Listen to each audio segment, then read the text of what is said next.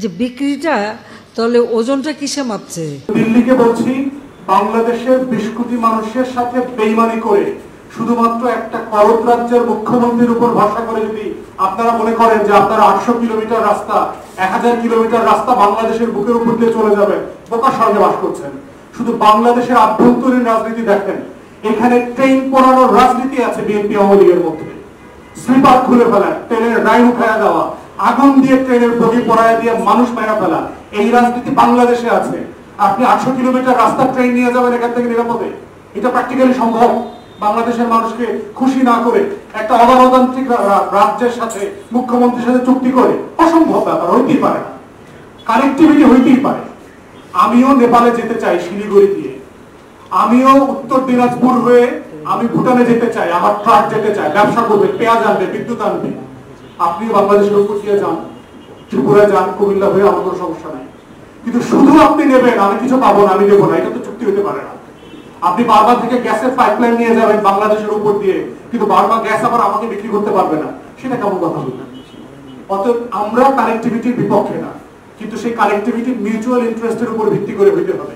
এটা একপাক্ষিক হলে দিল্লিকে মনে রাখতে হবে আপনার নিজের ইতিহাস সাক্ষী, এটা আপনি ডিসফাংশনাল হয়ে যাবে, এটা আপনি মেনটেন করতে পারবেন না। চুক্তি শেষ না, লং টার্মে এই স্বার্থ ধরে রাখাটা হলো বড় চ্যালেঞ্জ।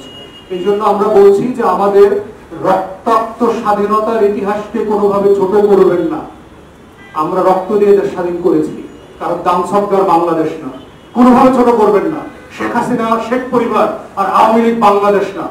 বাংলাদেশ অনেক বড়, 20 কোটি মানুষের বাংলাদেশ, মুক্তিযোদ্ধাদের বাংলাদেশ। অর্থাৎ এই বাংলাদেশ বিক্রি হইতে দেওয়া যাবে না এবং হবে না ইনশাআল্লাহ। বাংলাদেশের মানুষ 71 সালে এটা সমাধান দিয়ে দিয়েছে এবং 47 হয়ে গেছে।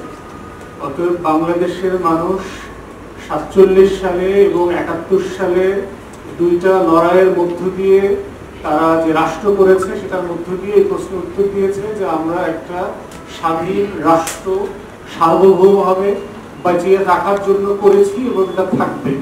এবং এটা কারো দান সৎকার মাল হিসাবে আসে নাই, এটা রক্ত দিয়ে কিনতে হয়েছে এই দেশটাকে।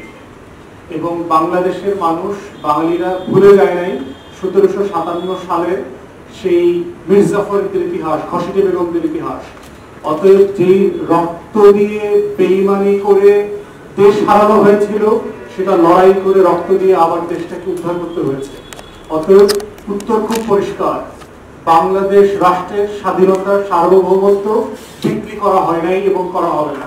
তাই দিল্লিকে আমরা বলছি, আপনি হাসিনার উপরে ভর দিয়ে যা কিছু চান নিতে পারবেন, কিন্তু দীর্ঘমেয়াদে জনগণকে খেপিয়ে সেটা আপনি রাখতে পারবেন না।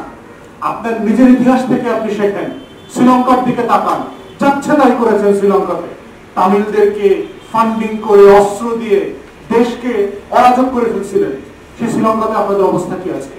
নেপালের দিকে তাকান, যে নেপালের শতভাগ ব্যবসা বাণিজ্য সবকিছু আপনারা নিয়ন্ত্রণ করেছেন, সেই নেপাল আজকে আপনাদেরকে 2 পয়সার দাম দেয় না। মালদ্বীপের দিকে তাকান, আপনার সেনাবাহিনীকে সেখান থেকে বের করে দেওয়া হয়েছে, মিলিটারি বেস। তাহলে আপনার প্রতিবেশীর দিকে আপনি তাকান যে আপনার এই ফরেন পলিসি গুলো ওয়ার্ক করছে না। So for God's sake, come back to your common sense.